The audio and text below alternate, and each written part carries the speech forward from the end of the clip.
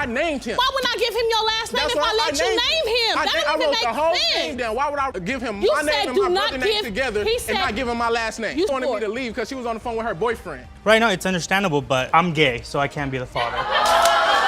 Well, that would be a material fact. I thought he was a regular friend of hers that was the gay friend. Now I believe he's a bisexual friend. I left for one night. I came back. The next morning, she was begging me to come back. There was a hickey on her neck about the size of a baseball. She said that her dog had jumped off the bed and hit her, the nose of her dog hit her in the neck. Ms. Short just dropped a bombshell. She's here because her first crush, Mr. Johnson, doesn't believe he's the dad of her 21-month-old munchkin Jabari. She's juggling being a teen mom and is totally over it, demanding Mr. Johnson to man up already. Mr. Johnson's playing it cool, saying, nope, not doing anything till DNA says daddy. Stick around, it's just heating up. You and your mother opened your case today because First Love, the defendant, denied fathered your 21-month-old son. You are a single teenage mother who needs help and you demand step up and be a father. You are in court with your mother and say you might have been plaintiff's first love, but you weren't anything for her son until the DNA results prove. Oh boy, grab your popcorn. Ms. Short's spilling the tea on needing Mr. Johnson to step into the dad shoes because, well, her boy needs a dad. Amid her teary plea and the classroom drama vibes, she lays out how tough school plus mom life is. The drama's real, folks, and it's only going to get juicier from here. He's the father of my son, and my son, as a boy, need a father figure, and I need extra help, like while I'm in school. She just need to know,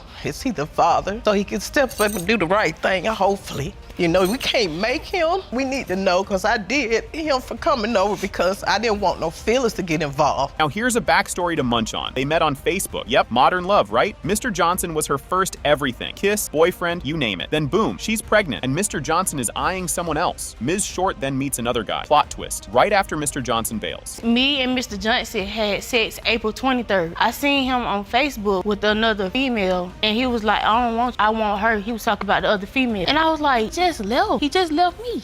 After that happened, it was May 3rd. I went out to eat with some friend, met the other boy. And this not my first time meeting, but this the first time we ever had sex. Wait for it. Mr. Johnson was clueless about the baby. For a hot minute, found out 6 months in, and was ready to do the dad thing. But then, the rumor mill started churning about another potential deity. And Mr. Johnson's like, hold up, what? The plot thickens, my friends, and it's about to go down. I found out she was pregnant 6 months into her pregnancy. She told my mom and dad she was pregnant. I could be the father. So at the time, I'm thinking that the baby's mine. I got her friends coming to me, talking to me about the other dude. So you know how they making me feel? I was there to see the baby conceive. I was the one that had the baby. I was there. When she called me and asked me for stuff, I was there to help her. Here comes the struggle bus. Ms. Short talks about how tough it's been flying solo with baby Jabari. No thanks to Mr. Johnson's missing in action wallet. Family tensions are high and the financial squeeze is on. It's a roller coaster of emotions and wallet woes. Don't touch that dial. The drama dial is about to go up a notch. He don't pay child support for none of his. And I didn't go. It was a point in time where her mama would get into our arguments and tell me not to come back to the house. None of that. If I come over there, she's gonna call the police. That's why I stayed distant. He had another family member that wasn't even around when this happened, but he knows about everything. How do he know about everything? Get ready for a head spinner. Court's in deep now, chatting about who did what and when, making heads or tails of when Jabari might have been conceived. It's a timing puzzle with a side of Maury vibes. Everyone's on edge, and the truth is just moments away. Next up, the moment we've all been waiting for. So when the baby was born, Mr. Johnson, were you there? Yes, Your Honor. Did you sign the birth certificate? No, Your Honor, I was finna, but I didn't have my ID at time to sign the birth certificate. And he wasn't gonna sign nothing until we found out the truth. But I felt like they came back when I had him to see did he look like Mr. Johnson. I don't want to go. And now, the moment of truth. Drum roll, please. But like a funny one. The DNA results are in, and guess what? It has been determined by this court. Mr. Johnson, you are the father. Buckle up, Buttercup. Miss Powell kicks things off by claiming Mr. Tarver is the pops of her 19-month-old little dude, Joshawn. She's here to prove he's the daddy. No ifs, ands, or buts. Ms. Poe, you've petitioned the court paternity test to prove to Mr. Tarver that he is your 19-month-old son's father. Mr. Tarver, you say your defense in court is simple. You are not Joshawn's father, and you will prove that today. Well, twist my arm, why don't ya? Mr. Tarver comes out swinging, totally denying he's the father. He's all set to prove he's not Joshawn's dad. dad, while Miss Pow's not having any of it. Frustrated, he hasn't even coughed up for diapers. He ain't did nothing. He ain't bought a diaper, he ain't bought him a shoe, he ain't bought him a shirt. He don't do anything for my son. Are you serious? Yes, I'm dead serious. He don't do anything for him. Call him once in a while. Call him every day. I don't see him at least 3-4 times a week. That's not being a father. I don't call him Every time he asks, I let him see my son. If I have to go all the way to him, I take him to my son because I don't want my son without father.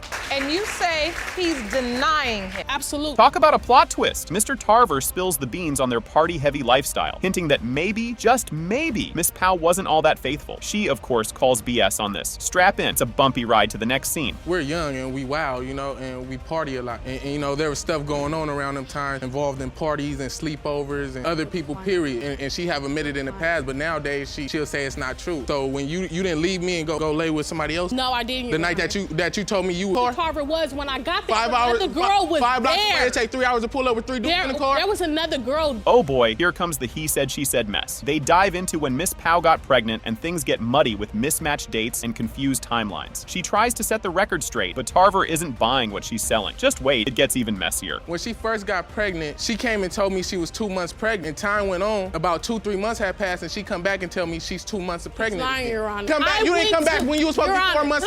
I went to the doctor. I went to Planned Parenthood, the clinic, P-test done, and the lady asked me when was my last menstrual cycle. I gave her a date, and she went off the date based on when I told. You thought soap operas were good? This one's a kicker. They argue over a doctor's visit that might not have even happened. Because, get this, the clinic had moved months ago. Miss Pow insists it was just lunchtime. She tell me she needs to go to the doctor, so tell her I'll go with her. And we get to the doctor say they closed and they moved. They've been gone for a minute. And she's telling me, even though they said they've been gone 3 months, she was in this doctor 2 weeks ago. How does that make sense? So the doctor's office says she said she was there 2 weeks ago. When we get to there's a sign on the door saying they moved to another address 3 months ago. Crank up the drama dial. At Joshun's birth, Tarver was there but wouldn't sign the birth certificate or give his last name to the kiddo. Because get this, he didn't want to be on the hook for child support. Miss Pow is livid, accusing him of bailing the second their son was born. Because you didn't want me to. He did not sign the birth certificate. He said he didn't want his name on nothing. Give my son his last name because he didn't want me to put him on child support. That's what he told me, and he left. I named him. Why wouldn't I give him your last name if I let you name him? I wrote the whole thing down. Why would I give him my name and my brother's name together and not give him my last name? She wanted me to leave because she was on the phone with her boyfriend. You're not gonna believe this. Ms. Jones, Tarver's fiance, steps up and throws another wrench into the works, hinting that maybe there are more dads in the picture than just Tarver. The courtroom's buzzing with whispers and side eyes. Ms. Jones, you are his fiance. Mr. Tarver, fiance. Yes. So, ma'am, what do you know about this situation? To be honest, they say that multiple people was claiming her baby at the time. You don't even know me. I heard many things about you too. Multiple people are saying that her child is theirs. Yes, 2 other people. Here it comes, the moment of truth. It has been determined by this court, Mr. Tarver, you are Joshun's father. Thank you. Thank you. That's what I wanted to know. That's what I wanted as well. So, we're kicking off with Miss Wilson, throwing some heavy shade. She claims Mr. Phillips couldn't stay faithful to a Wi-Fi network, let alone her, and is adamant that he still swoons over his ex-wife. Despite the cheating circus, he's adamant about proving he's the dad of little hope with a paternity test. Always unfaithful to you and still holds a flame for his ex-wife. Yet you claim he is the one who's always accused you of cheating, fathering your daughter. Oh, you are requesting the results of a paternity test to prove he is indeed biological father. Wait for it, Mr. Phillips swings back. He's convinced Miss Wilson wasn't just working late, but playing house with her coworker, who he's sure fathered her toddler. He points out that the kid is a spitting image of the other guy, not him. You believe that Miss Wilson had sexual relations with a coworker, and it is he who fathered her 2-year-old daughter. Just like that man, Mr. Garcia, has also been tested and us in court shortly. And here's a flashback to simpler times. Not. Miss Wilson reminisces about their casual start, which was all about Netflix and chill, minus the Netflix. She lays it out that a fling based purely on booty calls set them up for a trust-free, accusation-packed thrill ride. Next up, watch how this casual fling turns into a full-blown telenovela. Just having sex, when you build a relationship like that. That's pretty together. So it started off as a non-committal sexual relationship. Correct. Of course, you're gonna have extreme trust issues. 7 years later, it was you couldn't go to the store without someone else having sex or doing something. Oh boy, here comes the club drama. Mr. Phillips recounts a supposedly scandalous night out where Miss Wilson was allegedly turning the heat up with some random random dude. According to him, she was practically auditioning for a tango contest right there in the club. During that point in time, she led me to believe that I was the only man that she was sexually involved with. One of my friends was inside the club with her, making love in the club. She was tongue kissing, she was grappling to the 10 with a guy. Tongue all in the mouth, holding down. Just when it feels like Cheaters Live edition, the judge swoops in. She reminds everyone that they're not here to hand out relationship advice, but to figure out who's Hope's daddy. Cheating is not cheating court, it's paternity court. While you're in a relationship or while you were not, it's about determining whether it's in the relationship or out of the relationship still could be relevant. Right, It is I relevant. understand, it is. Things get a smidge serious here. Guess what they found in the closet? Ex-wife memorabilia. That's right, Miss Wilson stumbles upon a stash of old love letters and photos, sparking a whole new level of drama. We will leave everything behind. I had my baby probably about 2 months or a month after we moved in, so I didn't really, in the new place, in our closet. It was things that I did not know. Her shoes, I mean, just so much stuff. So I came to him and I asked him, can you get rid of her stuff? Enter stage left, Mr. Garcia, a co-worker wrapped up in this mess. He strolls into court and his testimony about just showing her how to kiss is sitcom gold. Hold on to your seats because Mr. Garcia's got some tricks up his sleeve. You were with Ms. Wilson in the club, that you were kissing in the club. I was. Were we you weren't kissing? She was showing me how to kiss. I'm a good teacher. And she really showed me how to kiss. So you were at school getting a lesson. That is correct, Your Honor. You won't believe this bombshell. Mr. Garcia is gay. That's right. The man everyone thought was the father throws a curveball that leaves Jaws on the floor. As the dust settles, get ready for another twist that's straight out of a daytime drama. I'm gay, so I can't be the father. Well, that would be a material fact. I thought he was a regular. Now I believe he's a bisexual friend. If you're attracted to me, because that's what I was under the influence of believing in the beginning, where I was betrayed. And now, the moment we've all been waiting for. Mr. Phillip, you are her father. Can you believe this mess? Ms. Reeves pops into court to claim Mr. Silva is the baby daddy of her kiddo. Legend, Silva's all, nope, not me. They've been doing this dance for 3 years, with Silva dodging daddy duties like a pro. This DNA drama has turned their love life into an on-again, off-again soap opera, pushing them to get a test to see if they can stop the bickering and move on. You are here today to prove that the defendant, Mr. Silva, is the biological father of your 7-month-old son. You were involved in a paternity case on Love and Hip Atlanta in support of your sister, who took a DNA test to prove paternity of her child, because you say there is absolutely no way you are the biological father of plaintiff's son. Holy moly, did you catch that? Ms. Reeves spills the beans on how Silva's doubt game has her emotional roller coaster doing loops. Silva, meanwhile, is stuck in the past, thinking guys can play the field, but ladies can't. It's all about double standards and denial with this guy. Well, it's affected everything in my life. We've been on and off for about 3 years. Every single time I turn around, it's always, oh, are you sure that he's my baby? Yes, I'm 100% sure. Like, why do you keep asking me? So I feel like the best way for us to be able to do this, for us to go ahead and get a DNA test, make sure that Legend is the biological son for him. So you have doubts as well? No, I don't have doubts, but he does. Did he really just say that? Court turns into a medieval drama when Silva starts spouting stuff about men being born rulers and conquerors. Like, what century are we in, dude? The judge isn't having any of it and throws some serious shade his way. Keep your eyes peeled. The next scene is a doozy. You aren't the only man that feels like that. Well, Your Honor, Feels like that. God created men to conquer, to overrule. Women cannot empower men. What are we on, Game of Thrones? What are we talking about? First of all, you said God created men to conquer, To and rule, what else? conquer, and women To rule. cannot power. You're ridiculous. Brace yourselves for this twist. After a breakup, Ms. Reeves finds out she's expecting and tells Silva, who immediately goes into doubt mode because they were on a break. Cue the suspicion as he discovers she's changed her phone password. Trust issues much? The plot thickens, so stay tuned. Well, we was broken up at the time. Immediately, as soon as I told him that I was pregnant, he was like, okay, with who? We were broken up for 4 weeks, Your Honor. I caught her texting her ex. I caught them texting multiple times. She claims they're just friends. One day, I just decided to try to go in her phone, and she changed her password on me. She was in the bathroom when I was trying to get in there, and I thought I typed it in wrong. Tried 2-3 more times until it locked me out. Grab your popcorn, folks. As the baby's due date approaches, Silva's still on the fence about fatherhood, but shows up at the birth to keep things cool. He signs the birth certificate, but feels pressured by her family's stink eyes. You won't believe what's next. It's a real cliffhanger. Throughout the whole time, I'm telling her I want a DNA test. In the hospital, none but her family was there. I was by myself. I came in. As soon as Legend was born, the doctor came in the room, straight to me and gave me the paper. I didn't want to make her look bad. So you signed the birth certificate? Yes, I felt pressure to sign. And if you start talking about DNA test and not birth certificate, it sheds a negative light on her. This is too much. They're both itching for the DNA results, hoping it'll end their constant squabbling. Silva's fingers are crossed for good news, while Reeves dreads the possibility of being left in the lurch. Fasten your seatbelts, because the results are about to drop, and you won't want to miss this bombshell. You have a chance to be honest about that in this moment before we go to the result. Yeah, I don't have any doubts. I'm just a little bit upset if he feels like he's not his and he doesn't want to be with me anymore. I feel like with or without Legend, our relationship is, we can make it be good the way that it was. Like if we didn't have a baby, it's that him saying like, okay, well, if we didn't have a baby, we wouldn't be together right now. Are you ready for this reveal? It has been determined by this court. Mr. Silva, you are the father.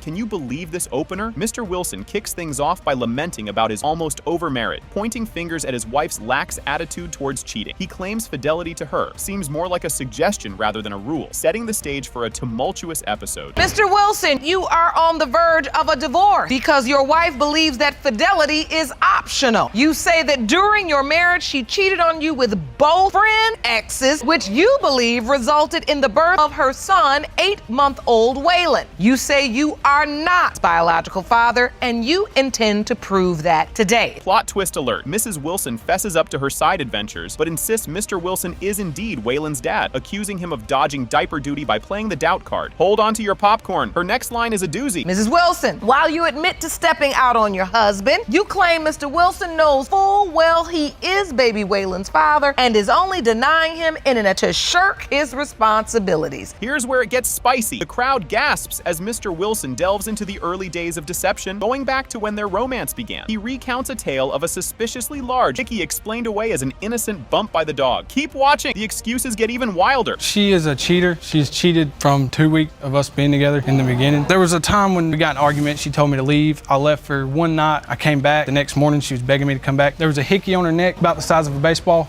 She said that her dog had jumped off the bed and hit her, the nose of her dog hit her in the neck. It's getting hot in here. The conversation heats up with Mrs. Wilson, admitting she wasn't the only one stepping out. Mr. Wilson was playing the field too. Their blame game hints at a marriage more tangled than headphone cords. While that is true, he also cheated. He did the same thing. He's not innocent. He wants to act like he's not Waylon's daddy, and he is. But you understand that the reason why we're here is because of the paternity of your baby. If you're gonna do the tit for tat, if you're gonna do the back, because we've got a baby now 8 months old, we don't know for certain who his father is. Grab your tissues, folks. Mr. Wilson shares a sob story about Valentine's Day gone wrong when he discovers through a relative's boyfriend that his wife planned to leave him after he shows up with flowers. On Valentine's Day, I went and bought her some flowers. We were gonna meet at a family member's house of mine. I got there before she did, and my family member's boyfriend at the time had told me that she was there a couple days before Valentine's Day, telling them that she was gonna leave me that following Friday. So I felt stupid. Just when you thought it couldn't get any messier, Mr. Wilson finds texts between his wife and his buddy, exposing an affair right after the Valentine's debacle. The plot thickens and the tea is piping hot. So I get on social media thinking it's my social media. It was still logged in his stuff, thinking I'm in mine, and I'm reading messages that I know I didn't send. And it was her and him texting her, telling him to ask if he could borrow my car so he could come see her. So I call her and I ask her about it, and she says she didn't say anything. She just hung up. When did this happen? Maybe 3 weeks. So did you start sleeping with your husband's friend? Yes, I did. Oh boy, here she goes. Mrs. Wilson drops the bombshell that she did, in fact, sleep with Mr. Wilson's friend, lining up a little too perfectly with baby Waylon's conception timeline. But hold the phone, there's more scandal coming up. We ended up getting into a fight, and I ended up leaving. They stayed together after that. And now you believe he is Waylon's biological father. Ms. Wilson, you testify that this started with the friend in April. Yes, Your Honor. Let's look at the conception dates and see what's going on here. Cue the dramatic music. As they hash out when Waylon was conceived, Mrs. Wilson half admits Mr. Wilson might not be the dad after all. This admission is a game change. Watch out for the next bombshell. It's a biggie. There is a possibility. I'm not sit here and act like there's not, but chances of him being the other person's the friend is slim. So after you hear that testimony, Mr. Wilson, in fact, April 1st to April 7th is the window of time that Waylon was conceived. Do you have a relationship with Waylon? No, Your Honor. The whole time going through her pregnancy, she was with him. And here's the big reveal. It has been determined by this court. Mr. Wilson, you are the father. Can you even handle this? Mr. Hooks is up in arms, saying Ms. Payne has been on his case for 3 years, accusing him of being the dad of her kiddo, Neve. He's pretty sure today's test results will let him shake off her claims once and for all. The court's heating up, folks, and you won't believe the zingers that come next. Mr. Hook, you say for 3 long years the defendant, Ms. Payne, has been falsely accusing you of fathering her 3-year-old daughter, Neve. I believe today's results will finally free you from her allegation. Hold on to your coffee, because Ms. Hooks just threw some serious shade. She's calling Ms. Payne a gold digger, thinking she's after her son's non-existent riches. He's 27 years her senior. The crowd's gasping like they just saw a ghost, setting up a showdown that's juicier than a daytime soap. Ms. Hook, you say your son is being taken advantage of by a gold digger who is 27 years his junior. Ms. Payne, you say Mr. Hook is Nevaeh's father, and today you intend to prove it to him and his mommy. You've got to hear this. When Ms. Hooks asks her son about his finances, he spills the beans. He's flat broke. So much for being a gold mine, right? This twist adds a splash of humor to the drama, making everyone chuckle. But hang tight, the revelations are just getting started. I'm struggling, y'all. I don't have no money. But what you thought, you're saying you thought, she probably thought since you were an older man established, it would be somebody that could take care of her. Ain't a gold digger if you ain't got no gold. This is too good. Ms. Payne looks like she's about to burst as the judge digs deeper, trying to get her to spill her guts. Her hesitance adds an extra layer of suspense to the mix, making everyone lean in closer. You just know something big's about to drop, and trust me, it's worth the wait. What are you feeling in this moment? I can see in your eyes. You accuse my son of being the father of your child, and I know he's not the father of your child. Your child don't look nothing like my son. My son had 5 children, and they all look like him, and they got some of me. You won't believe how these two met. It's straight out of a quirky rom-com. Mr. Hooks paints a picture of a fateful encounter that turned into an instant live-in situation. This backstory adds some real spice to the episode, hinting at a whirlwind of poor decisions. Buckle up because the roller coaster is just taking off. I met her June in 2014. I was driving and I was going to a deli store, and I happened to see her on the corner like sipping on a margarita. So I started to talking to her. I was like, why you out here by yourself sipping on that? And she was like, she with her boyfriend. I said, he's okay seeing you talking to me? She told me that she just got into a fight, an argument with her boyfriend, another man. So I said, well, you want to come take a ride with me? Talk about moving fast. Mr. Hooks and Ms. Payne went from strangers to housemates in a blink. It's like they were trying to set a speed record for the fastest relationship progression ever. Their impulsive life choices are the gift that keeps on giving in this courtroom saga. Stay tuned because the plot thickens even more. Is this true? Is this how you and Mr. Hooks met? Yes, Your Honor. So did this turn into a relationship after this? You have this one day, was it a one-night stand, or did you see each other again? No, he let me move in with him the next day. Meet him at the store, you have sex with him at his house, and then he says you can move in with him. Whoa, plot twist. Another guy's name is on Nevaeh's birth certificate, not Mr. Hooks. This bombshell sends ripples through the courtroom, cranking up the drama to new heights. Everyone's jaws hit the floor, and you can bet your bottom dollar the next twist is just around the corner. You submitted Nevaeh's birth certificate to the court, and under her name, there is a father's name. We blurred it out, but that's your ex's name. Yes, Your Honor. So that tells you I'm not the father. Tells me you ain't got no business going out with a young girl that's not even mature enough to come in this courtroom, testify, not for her 3-week-old child, her 3-year-old child. Judge Lake isn't pulling any punches today. She lays into Mr. Hooks for his questionable life choices that led them all here. Her scolding is like a sitcom roast, except it's real life, and there's a kid involved. The tension is palpable, and just when you think it can't get any more intense, the climax is up next. Get ready for the big reveal. The problem about meeting somebody at the store, 5 minutes, inviting them into your car, taking them back to your house, and having unprotected sex with them, a young woman who's just 5 years away from being a child. You have other things you could be doing with your time and with your life. Yes. Here it comes, the big moment. It has been determined by this court. Mr. Hook, you are the father.